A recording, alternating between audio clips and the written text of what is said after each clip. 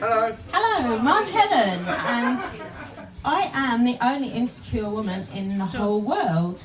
You see, because I thought by the time I reached 50, my life would be sorted. I thought, I'd be happily married, I'd have a proper job, I'd own a nice home.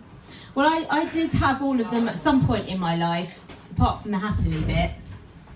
You see, because I thought I'd be an adult by now, and I did go to an adult education class once, but they lied. It was about car maintenance. So I never did learn how to be an adult, because when I was a little girl, I dreamed of my fairy tale wedding, and I pretty much had it. I had the dress, the bridesmaid, the church, the honeymoon at Butlins, but the only thing I didn't consider was the type of man. So it didn't all end happily ever after, I'm sad to say. And he didn't like being on his own, so he went shopping on RussianBrides.com and went and bought himself a new wife in their summer sale. And I think they were doing half-price delivery too. And then a few years later, one of my kids said to me, he said, "Oh, Dad's wife just got a British passport. Why did she want to do that?" And I said, "Perhaps I ought to sit you down now, son, and have the talk." And then a few years later, he died. And it was of natural causes, according to the coroner. And I thought, well, where does that leave me? Because I'm not technically a widow, although he was the father of my children. And because he's dead, he's no longer around to make my life miserable anymore. And also, I'm not a grieving widow because I wasn't any longer in love with him. So I thought, well, what that does make me is a bloody good catch. And then he also died without making a will. So his second wife sort of got everything, because she got the house, the widow's pension, the death benefit, the life insurance. And I thought, well, if I hadn't have divorced him, I'd have got all that. But then I thought, if I hadn't stayed married to him, he probably wouldn't have gone and died, would he? And I'd still be stuck with him.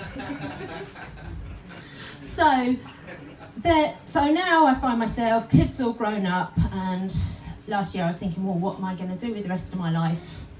And then this little voice pops up inside my head and said, "Helen, what you'd really love is a relationship." And I said, "No, I don't need a man. I'm a strong, independent woman. Brought up 3 sons on my own. I can do perfectly well on my own." But it was persistent, and I thought, well, let's go with this. And I thought about the type of man that I'd want to attract into my life. And then a few days later, a guy that I knew back in the 1990s, because he was in the airline industry like my ex-husband, contacted me on Twitter. And I thought, oh, he perhaps is maybe what I'm looking for. Well, he's got a pulse anyway. And so then I thought, well, what am I going to reply? Because you have certain things you don't talk about on the first message or first date or whatever, and you certainly don't talk about exes, do you? And then I thought, well, especially dead ones. And so then, of course, being insecure, all my old insecurities came up. I sent him an email, and then I'm checking my phone. Oh, he's not replied. Like 10 minutes later, 20 minutes later, an hour later, a day later. And I thought, oh, I've scared him away already after one email. But we did end up arranging to meet, and it turned out he's insecure too. So I thought, well, what's the odds of that? The only 2 insecure people in the world, and we happened to meet. And the date went all right, and then I went off travelling in India for a few weeks. But thanks to the wonders of modern technology, we were able to keep in touch, because, you get the free Wi-Fi with Skype and email. And then I've been out there a couple of weeks, and I hadn't heard from him for a few days. So I'm lying in bed one evening in my beach hut in Goa. And why is that relevant, you ask? Well, it's not really. I just wanted to rub it in. And I was on my phone typing out this heartfelt email. Don't you just love, the new smartphones with the touch-sensitive screens? Because you just do that, and then you suddenly hear that dreadful sound, whoosh, and the email's gone, and there's nothing I can do about it. I think, oh well, too late now. And the next morning, I'm plugging my phone in to charge, and I noticed I was accidentally calling him on Skype, and it was 2 a.m. here. I thought, oh well, he's a complete fucking nutter now, isn't he?